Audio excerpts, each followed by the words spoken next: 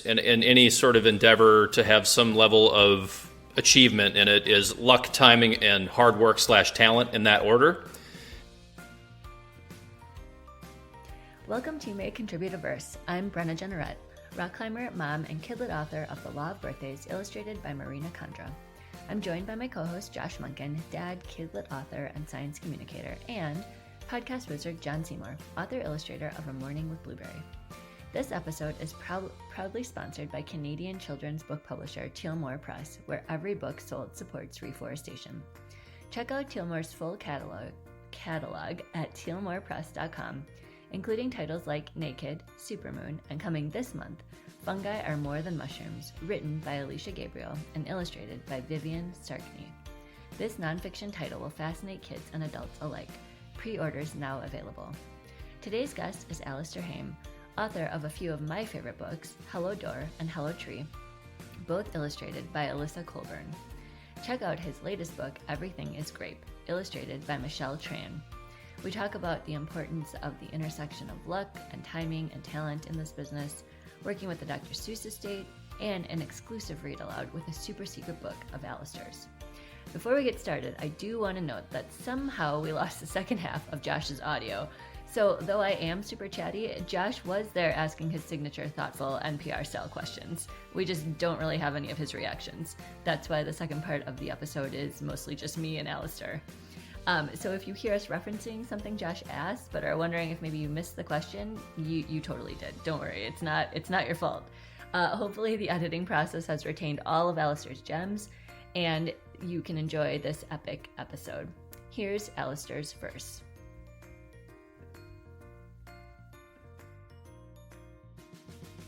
Amazing. Yeah, we gotta talk about I know, that. right? I read through it this morning as like a refresher, and I was sort of asking Alastair about it before we pressed record, and then I was like, wait, don't answer because I want to make sure it's like on the recording.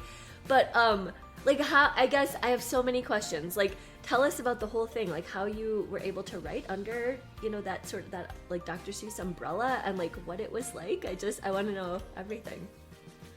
The story takes about 10 minutes to tell.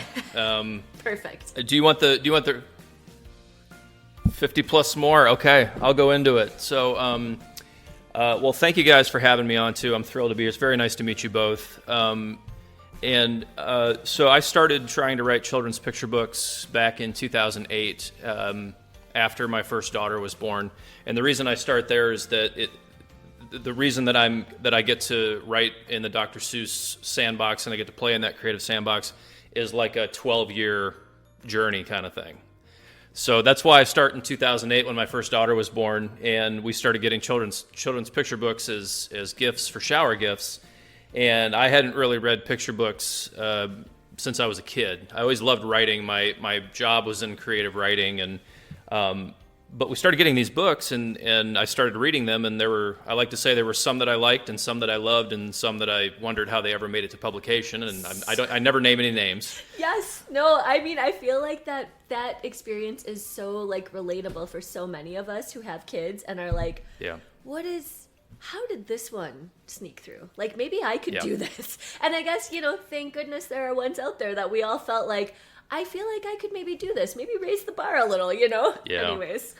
The other side of it is that that book is my least favorite is probably someone else's favorite. So that's why it's 100%.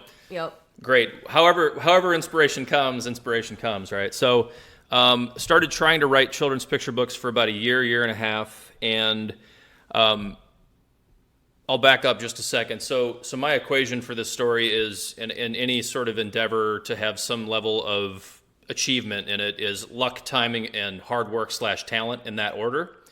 Because if you don't have if you could be the most talented person at what it is you do on the planet, but if you don't have the right luck and the right timing, you're Picasso without a paintbrush, right? And so in 2008, started trying to write children's picture books. I came up with a story that I really liked. Spent about a year writing, and I wrote as much as I could. And I finally had a story that I finished. So it's very easy to start one. It's very hard to finish a story. And it's actually the story I'm going to read here in a little bit today. There's only one copy of it, two copies of it in the world. But it was my first story I wrote, and a buddy of mine who's a very talented illustrator, he and I met each other at our job, and he had a link to publishers, and I kind of knew that, and I said, hey, I have this, I kind of want to break into children's picture books. How does that happen, and what do you think we need to do? And I said, I have this manuscript, and he goes, well, let me read it, and he read it. He goes, well, here's what I think we need to do. I love it. I think you need to let me illustrate it, and we need to fly to New York and try to get a book deal. Oh. And I thought, whoa, okay. Wow. Right? And I go, great. So. Yeah. And didn't expect you to be all in on this. No, it was great. It was very humbling and very cool and exciting. And I said, do you think we need a literary agent? He goes, no, I've got some contacts. I think we can get this published ourselves and all that kind of stuff. And I'm like, okay, I'm naively going into it. Right. The brazen confidence. I know. And so in the summer of 2009, I think it was 2009. I remember that because there's a band called Grizzly Bear, and their record Vecatemist just came out, and that's kind of like the soundtrack to the story in my brain. I love that. But yes, I love that record. And so he had it fully illustrated. I'll hold it up here. I'll just give you a little spoiler. So the book is called Pay Me in Popsicles, Please. Oh, I love that. And I'll talk about that in a little bit. But we bought plane tickets. My daughter was a year and a half old at the time, and we flew to New York on a whim. He had set up meetings with a couple of different publishers. The morning we got to New York, two of the publishers canceled on us. One of them was him-hawing on it and actually ended up having lunch with us the next day. But we went in and met with one publisher in particular, and I won't name the names of the publishers or anything like that, but it was actually a VP at the publishing company. And I handed this person the book, and they flipped through it very quickly without even reading it, and they said, oh, this is really not for me. And I said, but what? Because I didn't understand how these things worked, right? So anyway, fast forward a little bit. So we flew home. I call it that was my first very expensive no, because it was airline tickets, it was hotels, all those kind of things. So I'm just going to imagine, by the way, that you targeted the publishers that published those books that you had received. Yeah, a couple of them. A couple of them. And it was amazing. He had the contacts too. So I kind of relied on that a little bit as well. So we flew home, and I had pre-planned ahead. I had taken a couple other manuscripts with me for publishers to read in case they didn't like popsicles. And I read one of them to this person, and they said, keep working on that. There's something there. Keep working on that and send me a revision soon. I kind of like where you're going here. So over the course of the next 6 months, I sent revision after revision, and I kept getting, no, not working for me, not working for me, not working for me. So I went to my friend who illustrated, and I said, you know what? I think we really need a literary agent. The more I'm reading about the industry, I think we need an agent. And so I started doing research on how to query agents and reach out and all that, and this was probably in 2010 at that time, and bought the book, The Guide to Literary Agents, and I still have it. It's the 2009 Guide to Literary Agents and all those good things, or 10 or whatever it was. And so I started querying agents, and one of the first agencies I queried was Andrea Brown Literary Agency, which is who I'm represented by. Like you do. And the agent I queried was an agent named Kelly Sonic, who is my agent right now. But Kelly wasn't always my agent. So so basically I queried on behalf of both the illustrator and I, and we had a little bit of back and forth. And Kelly came back and said, you know what, the writing's not quite working for me. And here's why. She gave me some of the reasons why, which was wonderful feedback. However, I love the illustrations. I'd like to represent the illustrator. And snap. But honestly, it was I had nothing but it was kind of heartbreaking at the time. But it was like, you know what? He's so talented. He's a good friend of mine. There's nothing saying that we can't do something in the future, because if I've got work to do on my end in the writing realm, I've got to get better and better at it. I got to just put the work in. So they ended up signing together. Fast forward another year and a half, and I'm sorry, I know the story takes a long time, but it's okay. Yeah, this is great. Fast forward a year and a half. That's interesting. One of my best friends, who I'm actually having lunch with this weekend, he and I also met at work where we worked. We worked at Hallmark Cards at the time. So I was working at Hallmark. Headquartered in Kansas City. Like That's right. I've always wondered, who gets a job writing these cards? Like, it must be, I feel, I know it's a job, but it seems like a really fun job to come up with the Hallmark cards. Like, yeah, it was the most wonderful creative education I ever could have received. It was a really wonderful, and I got to work with some of the most, and they're still friends today, and I was an editorial director there, and I was just educated in economy of words, rhyme and meter, all those good things. Yeah, wow. And so we were at a corporate training event the summer of 2008, and my best friend Ed and I got sat at the same table. We didn't know each other at all. We randomly got sat at the same table together, and he and I kind of struck up conversation. We ended up going to lunch and figured out we got a lot in common. Let's hang out. And so he's 16 years later, one of my best friends. So he is an author of vintage guitar books. He's a big fan of.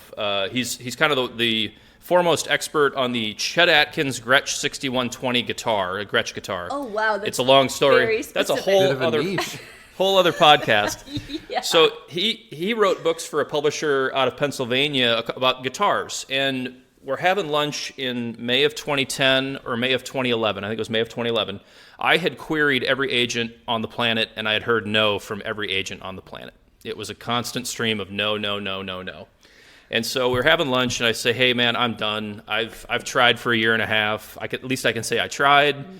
Nobody seems to want to work with me on my work and all that." I said, "I got to move on with my life, or I'm just going to go grayer than I already am." And he said, "Man, no, you're not." He goes, "I know how much you want this." He goes, "Tell you what, send me something, and I'll send it to my publisher. I don't think they do children's picture books, but let's just see." So I did, and through a couple of series of events, one of the stories I sent was this popsicle book that the illustrator had insisted that we take to full illustration. And the president of the publisher came back and said, "We love this. We want to do something with this. Can you get in touch with the illustrator and see if we can make that happen?" And so I got in touch with my buddy. He said, "Well, I got to talk to my agent about it." And I said, "I understand. I get it." And he did, and he came back and said, "She actually wants to know if you would be interested in her trying to sell it," because he showed her the whole story.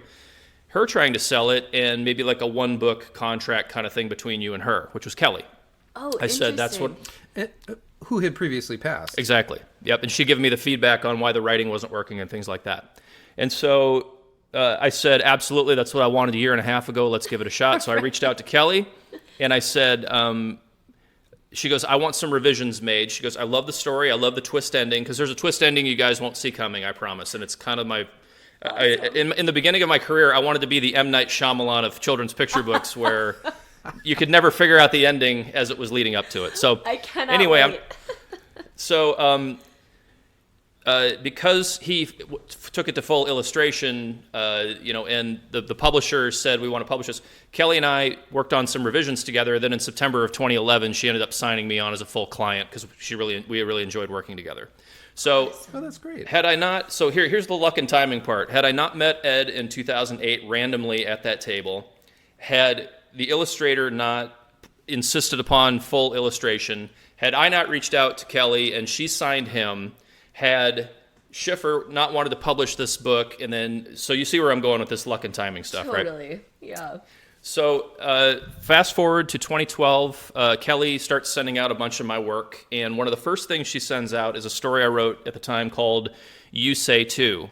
And it became, a couple of years later, it became my book, this book right here called Love You Too, okay? Well, in 2012, she had sent it out to 10 or 12 publishers, and everybody came back with a pretty fast no, except for one publisher, who was a very big publisher in the industry, said, "We love this. However, we just bought something kind of similar a month ago. We wish you would have sent this to us a few months ago." And I'm like, heartbreak, right? Totally. So so that was like the closest I ever got to a yes. So the next couple of years go by, 2013, and we get into January of 2014. Kelly hasn't been able to sell any of my work. And I think I get an email from her that basically says, I think we need to just kind of take a look at whether this is working or not. I've got, other clients and things, which I get it. Time is, other clients, I get all that stuff. So I kind of had a moment of panic, and I thought to myself, oh, that story I wrote called You Say Too, that we almost got a deal on in 2012. It's been 2 years. Can we send that out to a brand new batch of publishers and see what happens? And so I emailed her that, and she goes, "You know what? I love that idea. Let's give it a shot." 2014, in May of 2014, we heard back from a publisher called Little Bee Books, and they are a North American division of a large European branch that did not exist in 2012. Okay. So in 2014, they were building their list for a launch of their first books in like 2015 or 2016. The editor she sent it to replied back and said, "We love this. We're wondering if he'd be open to changing the title to Love You Too.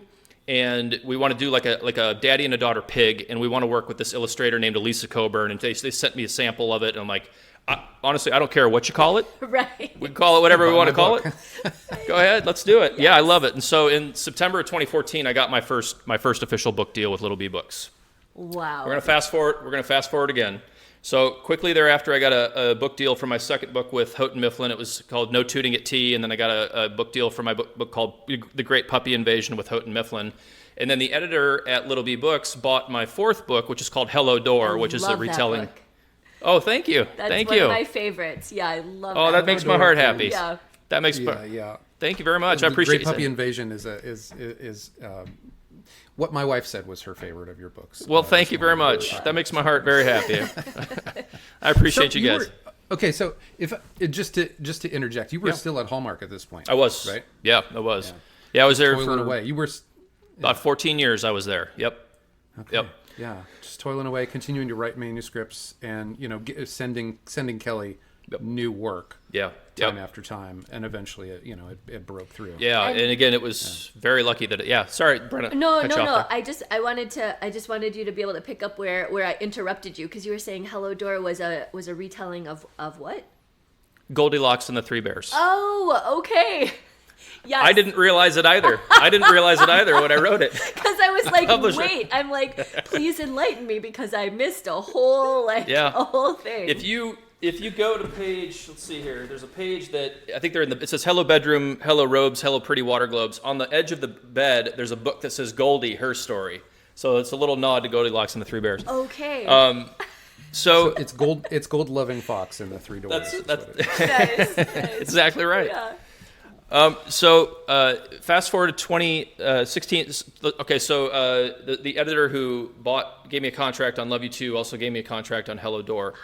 We're gonna fast forward again to 2018, and fall of 18, I wrote a story that my agent sent out to a brand new batch of publishers, and Random House Publishing was one of those publishers on the list, including a bunch of different other publishers. And we heard back basically from every publisher by the end of the year that said no. But Random House, we hadn't heard anything back from.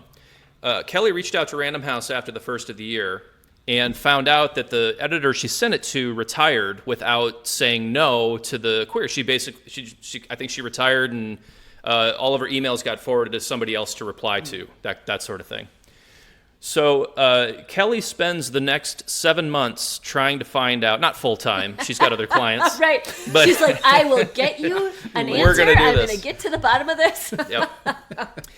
So she spends the next 7 months trying to figure out who at Random House has got my manuscript, and she calls me on July 31st, 2019 at 2:07 p.m. I still remember these dates and times. Yep. Okay. And I was at Hallmark at the time. I went in. She never calls. When she calls, it's usually for really good news. So we're mostly text and email communication.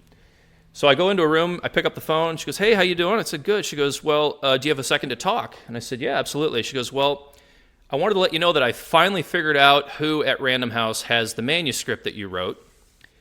And I wanted to let you know that, do you remember the editor at Little Bee Books that bought your first and your fourth book? She has recently taken a vice president job at Random House Publishing. And she received your manuscript and said, well, that's not quite right for what I'm working on, but I would love to work with Alastair again on something." My agent replied back and said, "Well, what are you in charge of at Random House?" And she replied back and said, "I'm in charge of early readers, and I'm also in charge of the Dr. Seuss estate." Oh, gosh. There it is. And wow. That's amazing. So if we back up a little bit, had the woman who Kelly sent the manuscript to in October of 18, as she was retiring, just said no to it, instead of having it forwarded to somebody else, it never would have made its way. So here's where the story picks back up, and then I promise the story is almost done. Kelly replied back through email and said, well, if there's any project, Dr. Seuss project, that he could have a chance at trying out for, he would faint at the chance to get to work on that, because she knew how big of a fan I was. Yeah. She immediately replied back and she said, well, funny you should mention it. We actually want to relaunch Beginner Books with a new Cat in the Hat book about what would happen if the Cat in the Hat were president, and we want it out in time for the election next year. There's already a bunch of different writers trying out for it, so if he wants to try out for it, this is a Wednesday, we need his first full draft by Monday. And so... Can I just real quick, because of course, as I was reading it, something that occurred to me was, Dr. Seuss is, like, if you're going to stay in that same vein, right, and you're writing for that estate and you want to sort of capture that voice, I mean, he's kind of long-winded, not in a bad way, but like his books are a little bit longer, right? Because in a distinctive way, in a very distinctive way, and it seems like he is great, right, at that, like, building, and then you sort of reach the climax, and you're like, okay, like, where's it going now? Because that's it, right? Like, we've reached the climax, but then you turn the page, and you're, like, starting at ground zero again, and you're building. So there's, like, multiple peaks in the story, and he just, like, goes, and you get to make up all these words. Anyways, just to circle back, so on a Wednesday, and it's due on a Monday, and he's not short, right? He's not like a real sparse writer. So like, this is a 44-page book. So yeah, like how many words roughly, Alastair? Do you have like a vague idea? I used to know that. It's okay. I apologize. I don't. No. It's okay. As I was reading it, I was like, this has to be at least double a regular picture book, like 1,000, 1,500, maybe. Because it just Yeah. Yeah, it might be in the 750-ish range. Okay. It depends on the book. So okay. I got that call, and you're sort of in that, I've got a chance to write a Dr. Seuss book, so you're sort of numb after you hear that. And so I drove home, and I told my wife about it, I called her, and I said, here's what's going on, and I said, I want to try for this. So I got home that night, and I kissed my wife and kids goodbye, and I locked myself in my bedroom for 4 days straight. I did. I mean, you have to. Please, I feel like. Please bring me food. Please bring me water. I'll be in the bedroom writing. Right? I love you. I will see you in 4 days. Please come unseal me. And I didn't think I had a chance in the world at getting it. I'm my own worst critic. And, I think that's the plague of creative people, is that they write something, they think it's great, and then they think it's terrible. But I think that self-doubt is kind of what drives good creatives to be better, because you constantly are pushing yourself to be a little better. So I wrote for 4 days straight, and a real quick aside on this, the book ended up becoming, it was called If I Had Your Vote by the Cat in the Hat. And I was kind of in the middle of it. I didn't have a title. I just knew what would happen if the Cat in the Hat ran the White House. So I thought, okay, I'm going to take him to all the different rooms of the White House. So we're in the Oval Office, we're in the press room, we're in the kitchen. So I'm writing, so it starts off, if I had your vote, the things I could do, the things I could do with a yes vote from you. If I had your vote, and if I were in charge, I would make a few changes, some small and some large. So he goes into the kitchen, he goes into these different places. I get midway through the book, and this is on Friday or Saturday night after that Wednesday. And I'm like, okay, I just want this page where he's making messes in a great room with a paintbrush. He's just painting all over the place haphazardly. So I wrote. I'll show you this spread right here, and then I'll read it to you. So it says, if I had your vote, I would paint this whole place, these cases, these vases, these boots and their laces, and all these tall walls with their unfunny faces. So in the art note, I put, he is painting over past presidents' portraits on the wall, kind of thing like that, okay? And then I thought, okay, well, where does he go next? If he's painted this whole room and he's just made a mess of everything. And then the Lincoln bedroom popped into my head, and I'm like, what would he do in the Lincoln bedroom? And then I had a thought, and I can't tell you where it came from. I wrote it out, and then for the first time, I thought to myself, I wonder if I have a shot at this book. Because this thing I just thought of, I don't think anybody else is going to think of, and if they do, maybe I'm not that great after all. Maybe I'm just as terrible as I think I am. So I wrote, here's what I wrote verbatim, and it goes, if I had your vote, I would paint this whole place, these cases, these vases, these boots and their laces, and all these tall walls with their unfunny faces. But as for this room, and if for people who can't see, he goes into the Lincoln bedroom, there's a portrait of Abraham Lincoln on the wall, and it says, but as for this room, I would leave it alone. That hat on his head looks a lot like my own. Oh, and I thought, okay, gosh, darn it. For a split second. That's gorgeous. Oh, thank you, Josh. I appreciate it. So good. But for a split second, I thought, oh gosh, I might have a shot at this, and then I kept writing. I'm like, you don't have a shot at this. you're gonna have a great story that you can tell somebody that you got to try out for a Dr. Seuss book. So, fast forward, I submitted my first draft on Monday. Heard back that it was between me and another writer. I'm not sure who, and I don't know that. And then I submitted, and then I'll cap the story here. So on August 15th, Thursday morning, I submitted my final draft for consideration, and I got a call from my dad. I'm from Wisconsin originally, and so my dad calls me and let me know that my grandma Heim had passed away that day, or that morning, and we knew we were going up to a funeral in the wake the next week. And so we drove up on, I think it was Wednesday the 23rd, and get there, about 6-hour drive, get to my mom and dad's house, we change, we go up to the funeral home, and my dad comes from a very large family, so all my cousins were there, and aunt and uncles and stuff like that. And we'd been there for a couple hours, and I'm standing kind of in the entryway, and where I'm talking to my cousin and my wife, and I'm looking down, and I can see Grandma, she's in her casket down there, and all of a sudden, my phone buzzes in my back pocket, and I look at it, and it's from my agent, Kelly. It's a gif of the Cat in the Hat dancing, and she said, "You got the Dr. Seuss book." Oh my God! So it was one of those situations. So that I found out then, and then it took about another month before we got the contract, and they actually offered a 2-book deal, which was for If I Had Your Vote, and then the second book called If I Ran Your School by the Cat in the Hat, which became this book right here. Oh my gosh! Took an elected position downgrade in the second book. What's the timeline? Because you said it was July 31st when you got the call to sequester yourself for 4 days, and then you said 23rd. So this is a period of like if it was between you and one other author, I'm presuming you would have gotten a chance at some revisions and some, maybe back and forth, and then ultimately a period of several weeks up to a couple of months, I guess. It was actually the revision process was I found out that I was still in the running, had a phone call with the editor, first time I'd ever talked to the editor, on Friday, and they said, we're going to give you both till next Friday to submit your next draft. And here's what we want you to do. Here's the feedback notes. And her notes were essentially this. I went crazy with the made up words and the rhyming. Yeah. I was in the rose garden where tulips and hulips and all this daffodils and giraffodils and all this kind of stuff. And I was just making all. She goes, "Yeah, we're gonna need you to pull back on that like 99%." like, okay, I can do like that. Somebody that was in their basement for 4 days. Right, exactly. Right. Yeah. I had a full beard. I was clean shaven when I went in, but I had a full beard when I came out. But it was simplify was her feedback, and so that's what I spent the next week doing, and then I submitted that. When I found out that I got it, the actual writing of it was probably about a back and forth with the editorial director there, who is an awesome person I love working with, and has been on that for a lot of years and knows it very well. Instincts are spot on. It's so awesome to work with Alice. Her name's Alice, and probably about a 5 to 6 week process there, and then I dove right into If I Ran Your School by the Cat in the Hat. So I've had it happen to where it's been like a 4 to 6 week process, but then when I wrote the sequel to How the Grinch Stole Christmas, that was longer. That was about a 3 to 4 month process on that one.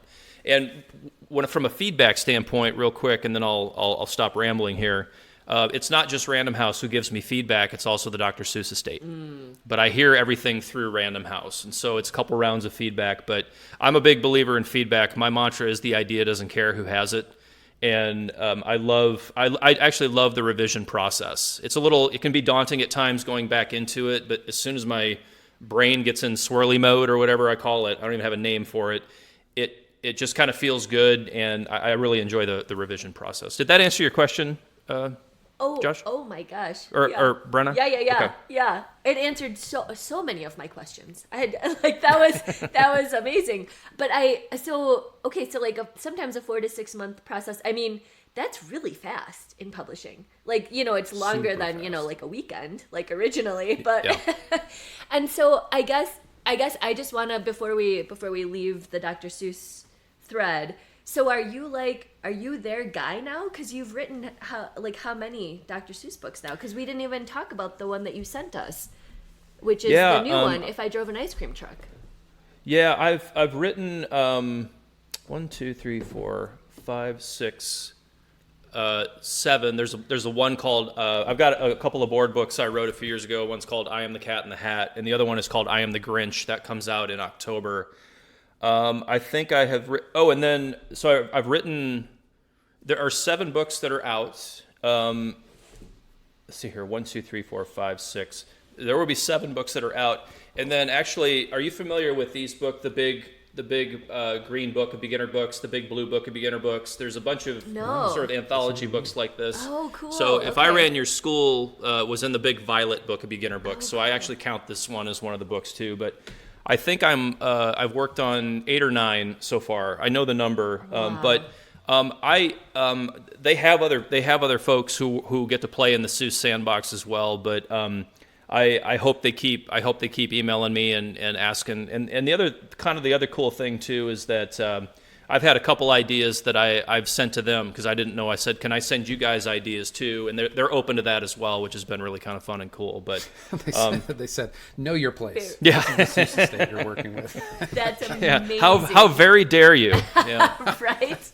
Like you're some kind of author or something with ideas. Well, yeah. But I'm honestly, it's a humbling, like, I still have to pinch myself that I even get to do it. I'm so grateful that I get to do it, and it's something I never.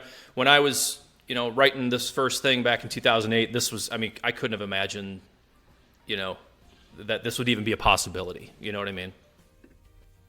It's time for this week's book reviews. Josh's review for this week begins with a hello. Shout out to podcast buddies Andrew Hacket and Kaz Windness. OLLIE the ACORN and the Mighty Idea is just the right kind of weird, a surreal and delightful take on bullying and empathy that's a frequent reread at Josh's house right now. The main message, well buried, so to speak, under dirt eating and sun chomping, is a really key one for grown-ups and kids alike, which is that old Martin Luther King adage, hate cannot drive out hate, only love can do that. And in OLLIE's case, while it may be fun to become a tree, it doesn't actually solve the problems you think it will. John's review this week is When Isaac Hears the Rain by Julie Thompson and illustrated by Leah Giles, a gorgeous and delightful picture book that celebrates the joy of rainy days and brilliant layers in themes of uniqueness, community, and even sustainability. The story's layers work together better than the layers in a compost pile, and readers of all ages will be able to connect with the love and playfulness that comes on a warm, rainy day. John gives this 10 splash puddles out of 10. And my review for this week is Ursula Upside Down by Corey R. Tabor. Ursula is a fish doing fish stuff and minding her own business when it's pointed out that she's upside down. Ursula never saw it this way, but when she turns herself over in an attempt to be normal, she becomes dizzy and disoriented. Ursula is a great reminder that embracing who you are is not right or wrong. It just is, and you're perfect the way you are. Don't forget to get your own reviews and library requests in. It's the #1 way to help an author's sales. Love the podcast and want to help support more great episodes like this one? Check out our Patreon, grab some cool podcast swag, give a shout out to someone amazing in the Kidlit world, or review and share an episode with friends.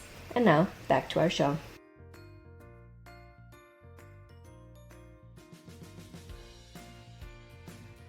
Just to emphasize the patience, and you've talked about, your run of patience ending at various times and being sort of, re-engaged in the process. But wow, it's a road. There's a lot of patience that goes along with it. I'm curious, for the purposes of the Seuss books, without getting into the boring contractual stuff, what some of that looks like. So you said other people play in the space. It is not as though you are the Doctor Who style, in current incarnation of the Cat in the Hat and the Grinch, and then like once they've wrung you dry of all your ideas, they'll move on to somebody else. Like, what's that contractual obligation like with you? Because we think in terms of book deals and things. I guess I'm interested in that from an IP perspective. It's project by project. I'm not contractually tied. Yeah, it literally is sort of all of these books that I've written have been just kind of sort of project by project sort of things. So it's something where the only one that has been like a 2-book deal has been the first two titles, which was really wonderful. But yeah, there's nothing in there saying that I'm guaranteed to write anymore. It's literally project by project, if that answers your question. Yeah. Yeah, it does. And then they offer it to you, and there's not like you're one of their authors that they can trust. It's not like an audition process every single time. It's still both. Yeah, I think that there have been some things like Ice Cream Truck. I didn't have to audition for that one because I had already done 3 of them, and but I still submit writing samples. I still take it as though there's no guarantee ever, and I have to go about it that way because I feel a very, very deep sense of responsibility because I'm my own worst critic, but more importantly, it's this gentleman's world, not mine. Yeah. So right. it's the good doctor's world, and I try very hard, and I agonize about writing and rhyme and meter, and because I want to get it right. I want people to.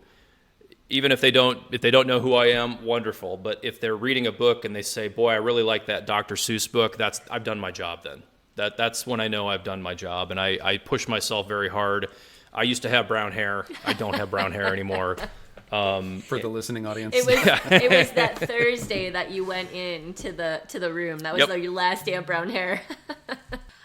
So I wanna just circle back to the first time that you submitted to Kelly, and then a year and a half later when she was open to seeing it. Had there been any revisions in between that first look and then the second look, or was it sort of just like she was kind of ready and like open to working on it with you?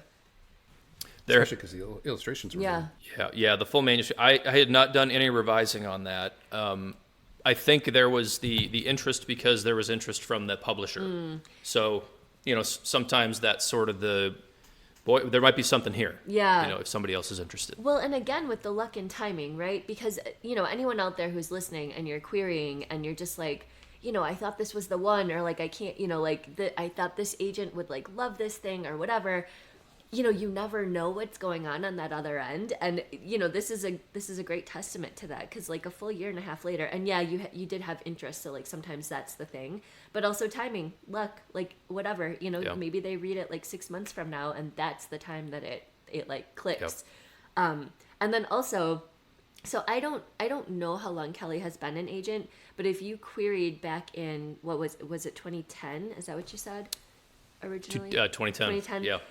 So she must have just been like building her list. Is that right? Or I might be way off, because I don't know.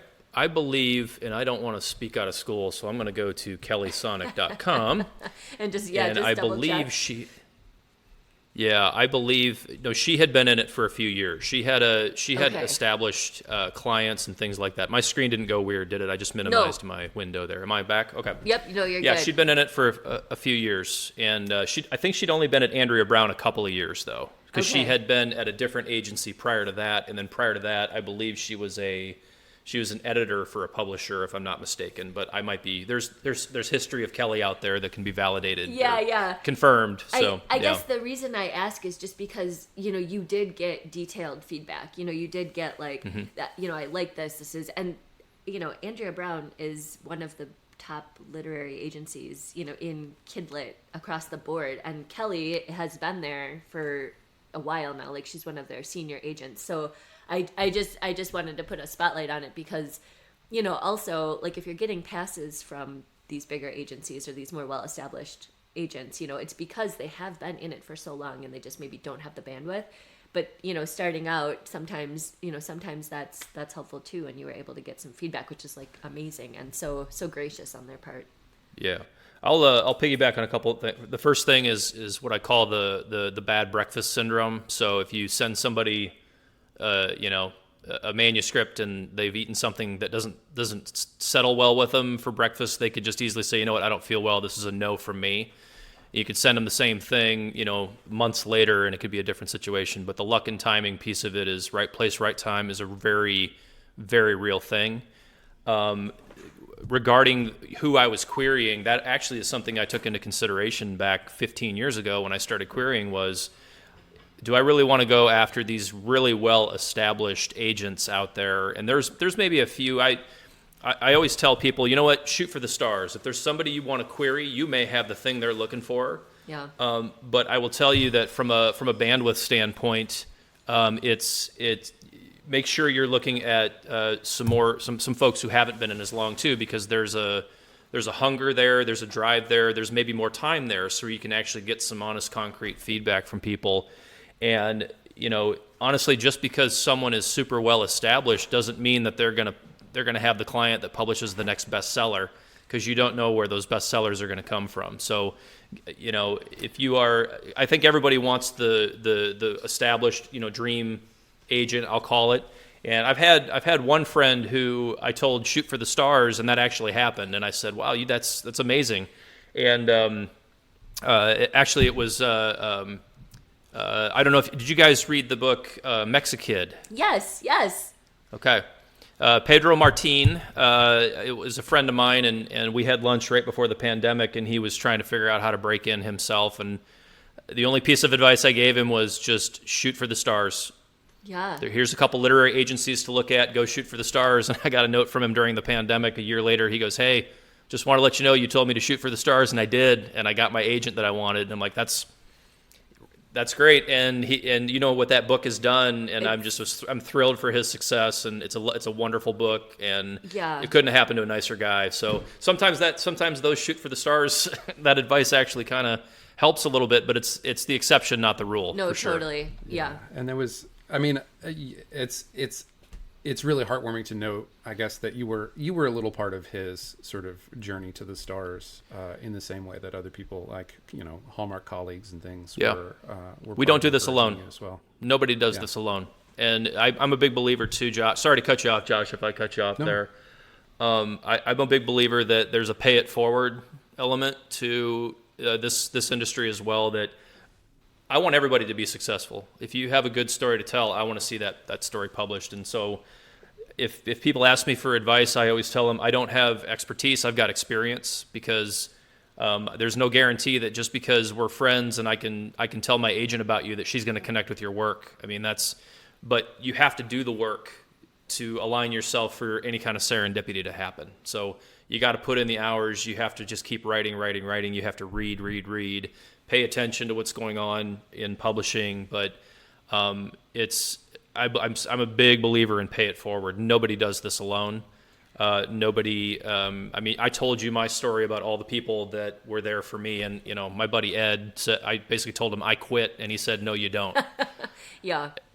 Yeah. So. And I think too, just to highlight your point about wanting everybody to succeed, like I think the Kidlit community specifically is just so good at trying to lift other people up, and like the rising tide lifts all boats, that kind of sentiment. Because writing is so brutal, but I feel like, especially in the Kidlit arena, I feel like there's a lot of drama in writing, but it tends to be more sort of in the adult realm, people sort of competing with each other and, whatever. But yeah, I don't know. Part of why we started this podcast is in part, to highlight other people's work and just be like, this is their story. This is how they did it. Like, you can do it too. And just to have some like camaraderie, like you're not the only one out there getting rejections. Like it really sucks and it's hard, but like everybody is there with you. So I appreciate you saying that, because I feel like that's a hallmark of what we're trying to do too. So. Yeah, and thank you guys for doing what you're doing as well. I want to give people hope, and the other piece of advice I give to people, and again, like I said, I don't have expertise, I've got experience. I don't think anybody's an expert in anything unless you're a heart surgeon. Yeah, right. And you know what I mean? Yeah. And please, if I ever have to go through that, I want to go to the expert on that. Yes. But the thing I tell people, because you'll get a lot of people that will come up to you and say, I have a story that I want to make. I want to write. I have a picture book idea that I want to get made into a picture book. And my first answer to them is just one. That's the first thing I say, because you were kind of alluding to it earlier. My story, Love You Too, was actually the 20th manuscript I had written. And so my 20th thing became my first thing. And to get to my first thing, I had to go through those 20 things to get to that thing. Totally. So the story that you think is going to be the thing that connects with the agent or that connects with the publisher, a lot of times that's not the thing. And so when I hear folks say, I've got a story, I said, if you really want to break into this, if you really want to try to break into this, I suggest you go and write 10 more. And because an agent, if you're going to go the traditional path, an agent wants to know you're prolific. An agent wants to know that you can come back with new ideas, different ideas, because they have other clients' time. Their time is their livelihood, and they want to sign with people that are prolific and can keep bringing them new ideas all the time. And to, when you query them, say, I have 30 things I've written, here's 3 of them. Totally. Oh, send me some different stuff. If you only have one, and they said, send me more work, and you only have one thing written, you've just eliminated yourself from the conversation. So totally. And like you said, like if that one thing isn't their thing, like that's a problem. But then also if it is their thing, but that one thing isn't the editor's one thing, then like, you know, you don't have a sale. Like you're not in the game. So like you need more things to be your agent's thing, to, you know, sort of like cast the net a little bit wider. Yeah. It's 1000%. Yeah. You have to have sort of a range. Yeah. For sure. Yeah. It's a very interesting industry. It's a very glacially paced industry. So I will tell people, be patient. I am not the best when it comes to literary patience, because you want to. I tend to write fast and I tend to revise fast, and the patience piece of it has been a very big learning opportunity for me. But over the course of the 15, 16 years I've been trying to do this, when that started with the editor saying no to You Say To, and then 3 years later a publisher that didn't exist in 2012 says yes to it, and that's the thing that gets me in line to potentially try out to write a Dr. Seuss book. Hindsight's a beautiful thing, but when you're going through it, totally. Well, not so much, And if you didn't have the other work to sort of like push you through that, like, period in between, like you're out of the game then, right? You can't show up in 2016 for that opportunity because you just don't have, you're not around anymore, you've only got that one. Yeah, I think that, you hit on something there too real quick, and it's I think the other 2 misconceptions about children's book authors in particular is that everything we write gets published, which is not the case. I like to tell people. No, right? If only. I'm actually, yeah. I wish that'd be the case. I think I'm working on my. I'm currently working on my. I think it's 25th or 26th project. But when anybody tells me how many books do you have, I always tell them I think there are 17 or 18 published, and that includes all the Dr. Seuss books. I say I've got 17 that are published, and I've got 150 that aren't. Yeah, that's about. And that's the truth. About right. Yeah, right. Like, do you have a minute? Can I show you my Google Docs? Like, that's how many. That's what we're talking about. Totally. Yeah. 100%. Yeah. I think I still have my original query letter to Kelly, and it said, "I want to be my generation's Shel Silverstein and Dr. Seuss." Oh my gosh! So you put it in the query. That's amazing. Like, talk about manifesting. Well, don't do that, because I think that's probably the intro they get from about 80% of people in children's books who query them. Right. But I found that query letter because I have all my old emails saved. I found it and I went, "Oh my gosh, I can't believe I put that in there. That is so like, she probably opened that and went like, who's this? Okay, next, or I've heard that 1,000 times. As far as my philosophy, I don't know if I've ever really thought about like career piece of it before, but the thing that I have always said is that people ask me why I started trying to write children's picture books, and my answer hasn't changed. And I'm trying to give kids 5 minutes of happiness before bedtime. There is so much garbage in the world that kids are dealing with that we didn't have to deal with when we were kids, and there's social media, and there's all this other stuff, and I just want to write something where a parent and a child are getting ready for bed, the kid reaches for one of my books, the parent looks at it and doesn't have like a heart palpitation because they know, you know what I'm saying? Yep. We've all had those heart palpitations. Oh, God, not this one. Yeah. Are we sure we want this one? Right. I want to give kids 5 minutes of happiness before bedtime, and I think it's really that has been kind of my goal. And because a lot of people ask me, "Are you going to write chapter books? Are you going to try to write graphic novels?" And as much as I would love to try, I think my brain is wired just for these shorter, funnier. Humor is a huge part of my life. Like, my escape is to watch comedians on Netflix and laugh for an hour. Like, that's part of my get away from the world stuff. But I think that's more, again, I told you earlier, I think even with my own stuff, I still get rejection all the time on my original work. And there's no guarantee. And so to think about it as a sort of a career kind of thing, the minute I do that, the minute I sort of assume that publishers are going to keep giving me contracts, and that scares, here's a literary reference, that scares the dickens out of me. I can't let myself do that, because I think I always have to have that fear in the back of my brain that I'm never going to get another book deal again, if that makes sense. Well, so I just want to acknowledge we're like close to the hour, and I really, really want to hear your book before we run out of time. Yes. So if you would like to read it, I would love to hear it. All right, so I'm going to try to do this. I've got the Yeti microphone here. Can I try to move the microphone out of the way so I can hold the book up? Sure, yeah, And then if you tell me if you can't hear me, we'll go from there. Okay. Yeah. All right. Can you guys hear me now? Yep, we can still hear you. All right, perfect. Ooh. Oh, now we're talking. I've got one of the most annoying voices I've ever heard, so I apologize for what's about to happen. All right. So what I'm going to do is this is what I do. This is a book I read when I go to school visits. It's like a super secret book not many people have seen before. So this book is called Pay Me in Popsicles, Please. And for the listening audience, it's about a little boy named Liam McCoy and his collie named Raleigh. And there's a picture of Liam and Raleigh on the front cover eating popsicles. So Liam, for his summer vacation, he's figured out a plan. He's going to do all the chores that his family and neighbors are always too busy to do, and the only thing he wants in return are popsicles. So this kid has figured out a brilliant way to eat popsicles all summer. Okay. Now there is a twist ending that very few people ever see coming. I will stop before the twist ending, and I'll see if you guys can get it. Okay.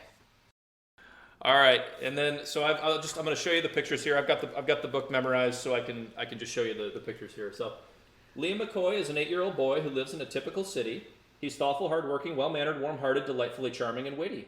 Liam's best friend in the world is Raleigh. He plays with him all of the time. Raleigh is Liam's new miniature collie. He loves his new puppy in crime. Early one morning, he jumped out of bed. The weather was sunny and bright. Liam's excitement for what lay ahead had kept him up most of the night. Today was the start of his summer vacation. The school year had ended in May. Liam was starting a new occupation, and this was his very first day. His plan for the summer was simple. He'd work for the people he knew. He'd do all the jobs that his family and neighbors were always too busy to do. At 8 o'clock sharp, he was ready. He'd eaten his bacon and eggs. He dashed out the door and was followed by Raleigh, who ran on his 4 little legs. They found their first job rather quickly. The two of them hadn't gone far. The house next to Liam and Raleigh's was home to the neighborhood's dirtiest car. Liam ran back to his parents' garage to pick up some cleaning supplies. He left with some soap, a bucket, 2 sponges, and towels of every size. Together with Raleigh, he washed off the dirt from his neighbor's brown automobile. When finished, the two were surprised to discover the automobile was teal. He sprayed the green hose at the driveway until all the dirt from the car had been cleared. When Liam was finished, he looked up and saw that his neighbor had finally appeared. He circled the vehicle over and over while Liam stayed out of his path. "I hope you don't mind," Liam said to the man. It looked like it needed a bath. Around and around he kept going and going. He must have walked over a mile. He suddenly stopped at the hood of the car and gave Liam and Raleigh a smile. "What do I owe you for washing my car? It's spotless from bumper to fender." He took out his wallet and showed it to Liam and said, "I'm a generous spender." Liam walked up to his neighbor, enjoying the pleasantly warm summer breeze. He stuck out his hand as he smiled at the man and said, "Pay me in popsicles, please." The neighbor reacted as though Liam told him a joke or had said something funny. He laughed at the popsicle payment that Liam had asked for instead of the money. But after a couple of seconds, the neighbor could tell that the boy wasn't kidding. "If popsicles pay for that car wash," he chuckled, "then that's what you two will be getting." The strawberry popsicles given to Liam and Raleigh were sticky and sweet. "Working is easy," he said to his collie, "when payment is this kind of treat." When Liam and Raleigh were finished with each of their popsicles, Liam stood up. "We better get moving. It's nearly 11 o'clock, Liam said to his pup. They ran down the street of the neighborhood looking for signs of an unfinished chore, and much to their luck, they arrived at a house with a yard that was hard to ignore. The tall grassy jungle was measuring higher than Liam and Raleigh combined, but that didn't stop them from searching for all of the grass-cutting tools they could find. Raleigh brought Liam a toenail clipper, some dolls, and a burgundy sweater. Liam looked down at his tiny best friend and said, "Thanks, but I found something better." Together they pushed on the rickety mower that Liam had found in the lawn. While mowing, they found 7 phone books, a jump rope, some paint, and a decorative swan. When Liam was done with his mowing adventure, he looked at his collie and smiled. The grass clipping sat in a mountainous heap, and the junk had been carefully piled. "I wonder who lives here," said Liam to Raleigh. "I should go knock on the door." He walked up the steps of the porch and encountered the sound of a nasally snore. He tiptoed toward the snoring old woman and tapped her 3 times on the arm. "Hello," Liam said in a whispery voice. "My dog and I mean you no harm." "What have you done to my grass?" said the woman. "Where did the rest of it go?" "I hope you don't mind," Liam quickly responded. "It looked like it needed a mow." The woman was stunned by the gesture of thoughtfulness Liam and Raleigh had made. She turned to the boy and his dog and insisted, "Your kindness will not go unpaid. I must give you something for helping me out, so what are your lawn mowing fees?" "Well, ma'am," he answered her question politely, "pay me in popsicles, please." Liam worked hard for his neighbors that summer doing projects and quick little favors. In total, the boy and his dog must have tried more than 100 popsicle flavors, from cleaning out gutters to painting garages to fixing an old pair of skis. When Liam was finished with each of his jobs, he'd say, "Pay me in popsicles, please." The last day of summer had finally arrived and school would be starting up soon. Liam was proud of the work he had done since that neighborly car wash in June. Working with Raleigh that summer was everything Liam had hoped it would be. "Follow me, Raleigh," he said to his collie. "There's something I want you to see." Now, do we have any guesses as to the something I want you to see is? Okay, well, I guess I'll keep it to myself if we're gonna try not to spoil, but I'll tell you mine when we're done too. Okay. Also, I'm very impressed that you have the whole thing memorized. It's just from agonizing about the rhyme and meter and reading it. I mean, I've got a weirdly wired brain. It's the same reason I can't be a brain surgeon. Yeah, so it's how the wiring happens. All right, here we go.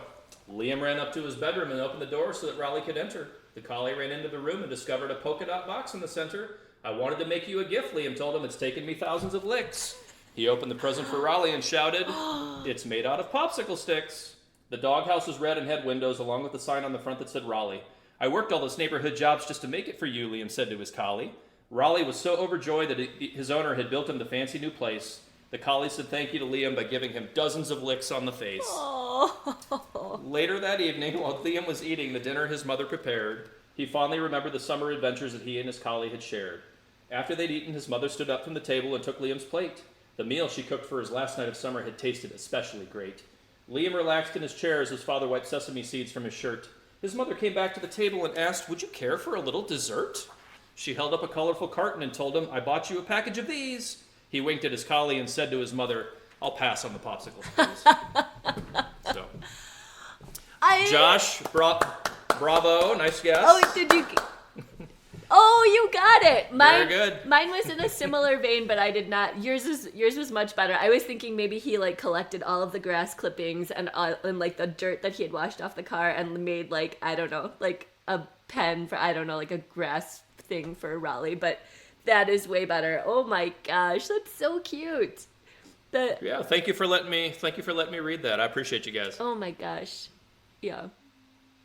I would love, because I've been asked that question a lot, why is this book not out there? But I really love it being kind of this super secret book that if I do school visits or things like that, kids get to hear it where, you know, a lot of people have not heard it. So yeah. Yep. Also, I feel kind of honored that you read it on the podcast for us. Thank you for sharing it. Like, I mean, my pleasure. We're so happy to have you on. And I just, like I said, like, I love Hello Door. I love Hello Tree. I was so excited that you were like, yeah, I'll come on your podcast. I'm like, really? Like, you don't even know who I am, but I think you're amazing. Like, yeah. I appreciate you guys. That means a lot to me. Hello Tree and Hello Door are, the work Elisa did with the illustrations in those books is just absolutely incredible. Yeah. And those are some of my favorite ones to write too, because they're just very simple. It's like when I hit on that sort of hello this, hello that, hello this, hello that, they're so fun to write. And I put a lot of times as a writer, I've got, it's called the curse of the writer who can't draw. I can see things vividly in my brain, but I can't draw to save my life. So I'll put art notes in my manuscript. What Elisa does with those and what all of my illustrators on all my books have done, they've taken it to places that are far better than I ever could imagine. Because people will ask me, well, you know, you probably have an idea what you want it to look like. Have you ever been disappointed? I said, no, I've been blown away every time because they're coming at it from a different creative standpoint. They're building things into it. It's and the idea doesn't care who has it. Yeah. So. No, gosh, I love that sentiment so much. Well, before we go, do you have anything coming out that you want to plug or that you want people to, you know, look out for? Or I mean, oh my obviously, goodness. You know, if I drove an ice cream truck, look for that new Dr. Seuss coming out. It's awesome. So check that one out. Thank you. Yeah, that came out on May 7th. Oh gosh, I'm sorry. It's out. Okay. No, that's okay. That's okay. No. Tens of days ago. No problem at all. My next book is one I'm actually really excited about because it is the most ridiculously silly premise I've ever come up with before. And it's a book with Henry Holt, and it's called Everything is Grape.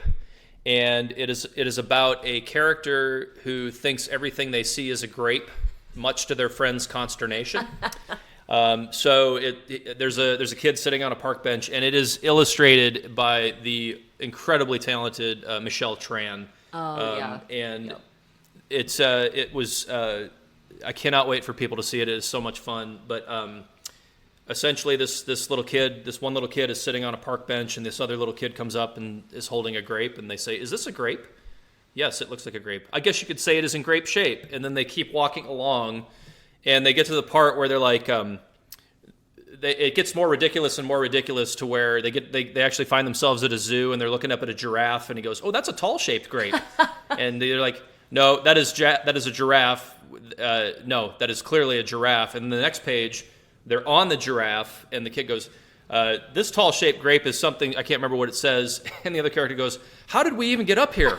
So it's sort of that, it just becomes more and more ridiculous as we go along, and I was bored one day, and I just started staring at the screen, and the book was originally called Grapes of All Shapes, and it changed in the process, but it comes out in October, and I'm very excited about Everything is Grape. Awesome. And it has a little twist ending as well, too. So. Amazing.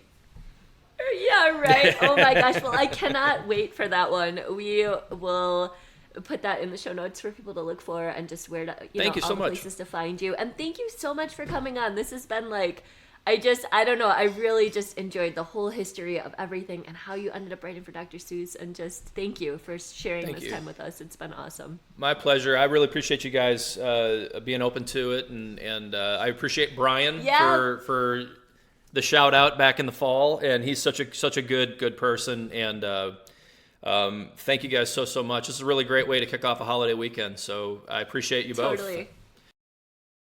Thanks for listening this week.